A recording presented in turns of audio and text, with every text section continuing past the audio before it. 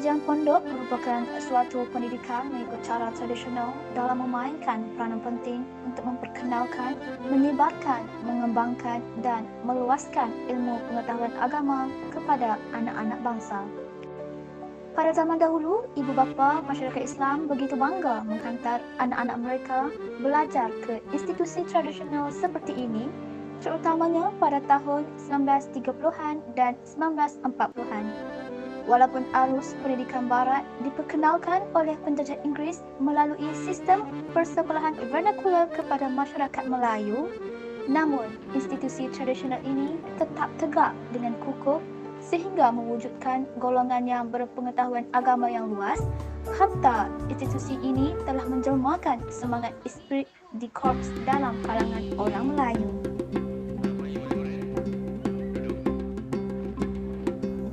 Sistem pendidikan pondok. Sejarah kemunculannya dipercayai seiring dengan kedatangan agama Islam di tanah Melayu, iaitu pada abad ke-14. Berdasarkan kepada penemuan batu bersurat di Terengganu yang dijumpai di Kuala Berang. Kemudian, pertumbuhan pendidikan pondok ini semakin pesat pada abad ke-18 dan ianya dipelopori oleh golongan ulama dari petani, iaitu kebanyakannya daripada Nakhon Si Thammarat, Trang, Krabi, Panga, Suratani dan beberapa daerah yang lain. Hasil daripada murid-murid yang belajar di petani itu, mereka pulang ke negeri masing-masing seperti Kedah dan Kelantan. Mereka menubuhkan pondok-pondok sendiri dan penuntut-penuntut lain tidak lagi ke petani untuk belajar. Di tanah Melayu, Kelantan dipercayai di antara negeri yang mula-mula mewujudkan sistem pondok. Pondok pertama yang didirikan di Kelantan ialah pada tahun 1820 Masihi oleh Tuan Guru Haji Abdul Samad bin Abdullah.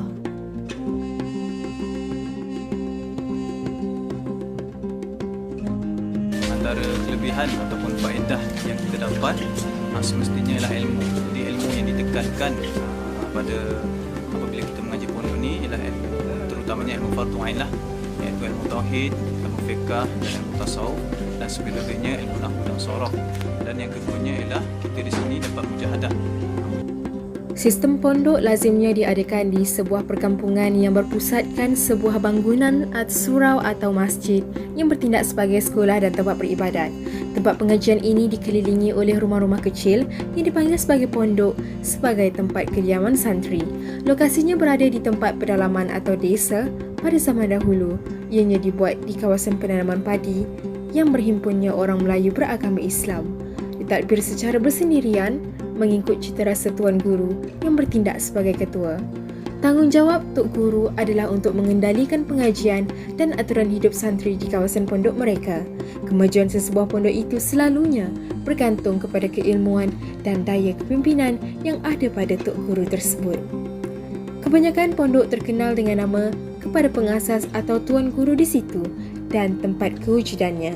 Pelajar-pelajar tidak dibahagikan mengikut umur, sebaliknya ia dibuka secara umum. Sesiapa sahaja boleh mengikuti pengajian daripada Tok Guru apabila selepas meminta izin daripada beliau. Tidak mempunyai kelas, sebaliknya mereka mempunyai halaqah bersama Tuan Guru. Kebanyakan sekolah pondok tidak mempunyai sumber kewangan yang tetap dan mereka bergantung kepada derma orang ramai serta pelajar yang wakaf atau memberikan zakat serta sedekah. Sistem pengajian yang digunakan adalah kaedah pengajaran secara penyampaian oleh guru. Pelajar mengingatinya secara hafalan setelah mereka mempelajarinya. Kebanyakan sekolah pondok mempunyai jadual pengajaran mengikut solat 5 waktu, contohnya selepas waktu subuh dan juga maghrib. Sistem pondok tidak menggunakan sekatan pelajar yang tetap, sebaliknya menggunakan kitab-kitab tertentu mengikut mata pelajaran yang diajarkan. Kaedah pembelajaran di pondok dan madrasah. Dari segi pembelajaran sukatan yang didedahkan kepada para pelajar adalah tidak tersusun. Ia bergantung kepada kemahiran guru. Antara mata pelajaran yang diajar ialah tauhid, tafsir, fiqh, nahwu sorof, hadis, doa-doa yang ada kaitan dengan kehidupan seharian. Para pelajar juga didedahkan dengan kaedah menulis dan menguasai kaedah jawi dan bahasa Arab. Aktiviti berkasidah, berzanji dan bernasyid turut diadakan. Penjadualan, kebiasaannya setiap selepas waktu solat akan diadakan kelas dan membentuk halaqah-halaqah ilmu. Pelajar bebas untuk memilih kelas mengikut tahap penguasaan ilmu dan tiada had umur. Antara kitab yang dipelajari di pondok ialah Kitab Matan Jurumiyah, Matan Bina, Matan Ibrahim, Kitab Pelita Penuntut, Kitab Penawar Bagi Hati, Kitab Al-Falah, Kitab Kifayatul Muhtaj, Kitab Miyatul Musalli dan Kitab Matla'ul Badrain. Sistem madrasah. Sistem madrasah adalah sama dengan sistem pondok, akan tetapi ia lebih sistematik. Sistem madrasah Deobandi ini dimulakan dengan penghafalan Al-Quran selama 3 tahun. Setelah selesai syahadah Al-Quran, mereka akan berpindah kelas kepada pengajian alim selama 8 tahun. Pengajian selama 8 tahun ini, mereka akan belajar daripada peringkat asas sehinggalah mendapat menguasai 4 mazhab dan mempelajari sunnah sittah secara bersanad sehingga kepada Rasulullah sallallahu alaihi wasallam. Penjadualan bermula jam 5 pagi hingga 11 malam. Antara aktiviti yang dijalankan ialah imtihan 2 kali setahun. Sekiranya gagal akan mengulang selama setahun. Perbahasan agama dari aspek masail. Para ustaz akan menilai setiap dalam nas yang dihujahkan.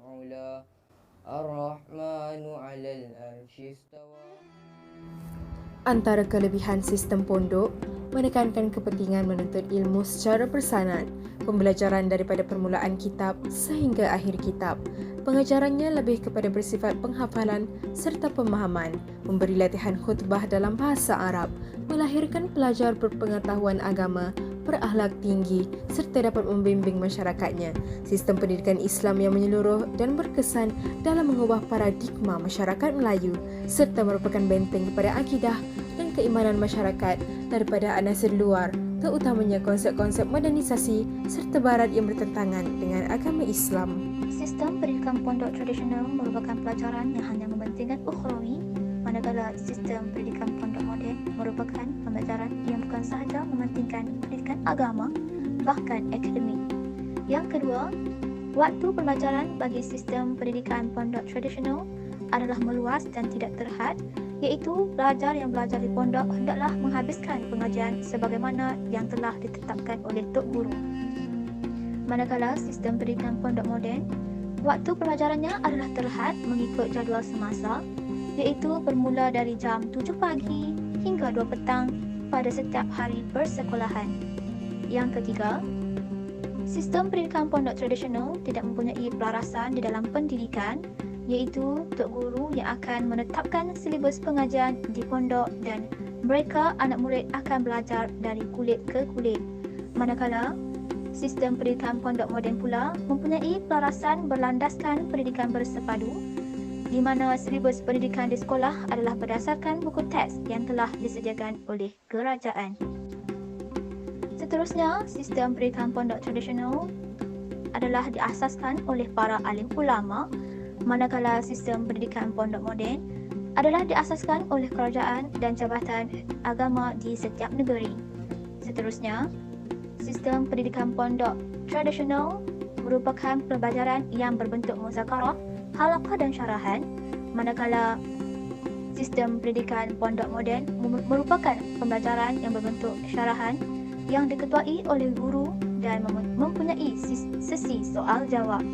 Akhir sekali, sistem pendidikan pondok tradisional tidak mempunyai sistem peperiksaan, iaitu hanya akan disemak tasmik hafalan pelajar oleh Tok Guru, manakala sistem pendidikan pondok moden mempunyai sistem peperiksaan yang akan mengukur tahap kecerdikan para pelajar, iaitu mempunyai peperiksaan pada setiap pertengahan dan akhir tahun bagi penilaian pentaksiran pelajar.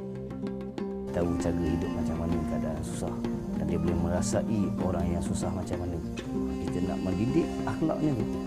Akhlak. Bukan kita tak mahu pembangunan, tapi kita kekal ni supaya pelajar-pelajar ni dapat rasa macam mana kesusahan orang dulu yang mengaji kitab-kitab.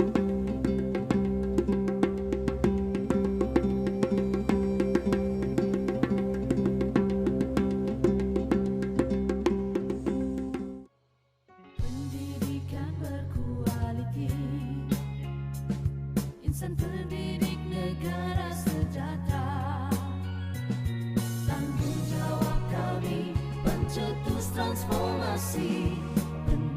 Sebagai kesimpulannya, sistem pembelajaran di pondok dan madrasah mempunyai kelebihan dan keunikannya yang tersendiri. Sistem pembelajaran ini perlulah dikekalkan, seterusnya diperkasakan untuk melahirkan individu Muslim yang berakhlak dan mampu menyambung kegemilangan ulama terdahulu serta mampu menjadi pemimpin yang membela agama, bangsa dan negara pada masa akan datang. Berjanji membangunkan potensi, memenuhi aspirasi negara, lahirkan generasi berprestasi tinggi, meningkatkan kemenjadian